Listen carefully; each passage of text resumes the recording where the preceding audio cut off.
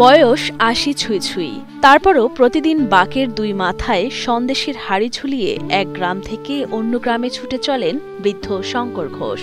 বংশ পরম্পরায় তরুণ বয়স থেকেই সন্দেশ বিক্রি করে আসছেন তিনি। তবে বর্তমানে তা যেন নেশাতে রূপ নিয়েছে শঙ্করের। ছেলেরা মানা করে তাও আমি বসি, বড় ছেলে কয় বাবা তুমি আর ব্যস্ত না, আমি এই লোকের কাছে পাইকারি মাল পেয়েছি, আমার সঙ্গে চলবে, আমি বসে থাকলে আমি মরি যাবো, হাট পেট মরি যাবো, আমি বাজারে থাকবো, অল্প নিয়ে বসবো, তাও আমি নিয়ে বসবো, বাড়ি বসে খাবো না। বৃদ্ধ বয়সেও কারো উপর ভরসা না করে শঙ্কর নিজে উপার্জন করায় তাকে সাধুবাদ জানান স্থানীয়রা।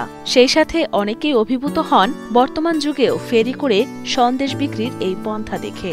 ডিজিটাল জামানায় নিজে বাকে করে দই সন্দেশ ঘি বিক্রি করা এখন আর দেখা যায় না, কিন্তু সত্যি বলতে ওনার নিজের ইনকাম নিজে করে খায়, কারোর উপরে বাড়েন না, জিনিসটা খুবই ভালো। সংঘাতটা ও ভালো সন্দেশ বেচে, আমরা প্রায় ওর কাছ থেকে কিনে খাই, ও হোটেলেরাও বেচে, আমরা কাদা কিনে নিয়ে আসি, আমরা একটু কমে বেচে, কিন্তু তারপরে ভালো লাগে। বৃদ্ধ শঙ্কর ঘোষ সাতক্ষীরার কলারোয়ার বাসিন্দা। তার এই পেশার হাল ধরেছেন সন্তানেরাও।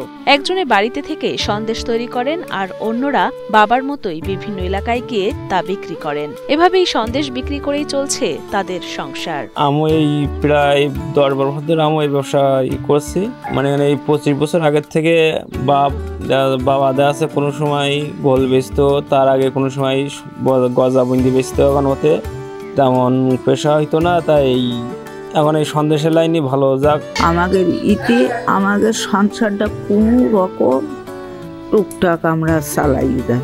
আমরা মাঠে জায়গা জমি নাই, আমরা এই দুধি এই সন্দেশের পরে আমাদের সংসারটা কোনো রকম টুকটাক করে আমরা জীবনটা কোনো রকম বাঁচাই আসে। শঙ্কর ঘোষের ছেলে জানান, সন্দেশ তৈরি করতে তারা প্রথমেই বিভিন্ন বাড়ি থেকে দুধ সংগ্রহ করে তা ছেঁকে নিয়ে বড় কড়াইতে কাঠের আগুনে জাল দেন দীর্ঘক্ষণ। এরপরেতে লেবুর রস দিলে দুধ ফেটে গিয়ে পানি এবং ছানা আলাদা হয়। পরে পরিষ্কার কাপড়ে ছানা ছেঁকে পানি বের করা হয়। ঠান্ডা পানিতে ছানা ধুয়ে লেবুর গন্ধ দূর হলে কাপড়ে পেঁচিয়ে ছানা থেকে বাড়তি পানি ঝরাতে রাখা হয় প্রায় 30 মিনিট। পানি ঝরে গেলে আবারও ছানা কড়াইতে দিয়ে তাতে চিনি মিশিয়ে আবারও জাল দেয়া হয় কিছুক্ষণ। এক পর্যায়ে ঘন ও আঠালো হয়ে এলে চুলা থেকে নামিয়ে অন্য পাত্রে ঢেলে দেয়া হয়। এরপরই তৈরি হয় মজাদার সন্দেশ। আমি গ্রাম থেকে দুধ তুলে 60 কেজি, মানে গ্রাম থেকে কিনে এনে আসি। এবার সেই দুধ এনে আমি দুধ জ্বালিয়ে ছানা কেটে সন্দেশ বানাই।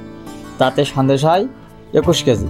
21 কেজি সন্দেশ হলে বাবা নিয়ে যায় 10 কেজি, আমারও এক বড়ো ভাই আছে, সে নিয়ে এলো 1 কেজি দিয়ে, আর 2 ভাই দিয়ে মোট সন্দেশ নিয়ে যায়। এগুলো নিয়ে গেছে, তারা এগুলো বিক্রয় করে।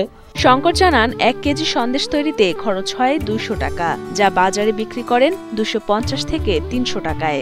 অনেকে 30 বা 40 টাকারও সন্দেশ কিনে খান শঙ্করের কাছ থেকে। যতদিন বাঁচবেন ততদিন এভাবেই সন্দেশ বিক্রি করে যাওয়ার ইচ্ছা রয়েছে শঙ্করের। আমার বাপের নাম কীর্তিপদ ঘোষ, সে ব্যবসা করতো, তার সাথে আমরা থেকে শিখেছি, শিখি এখন ঘোল দই বেচতাম, এখন বেচার পরে এখন সন্দেশ বেশি খাই, ইতি আমার সংসার চলে।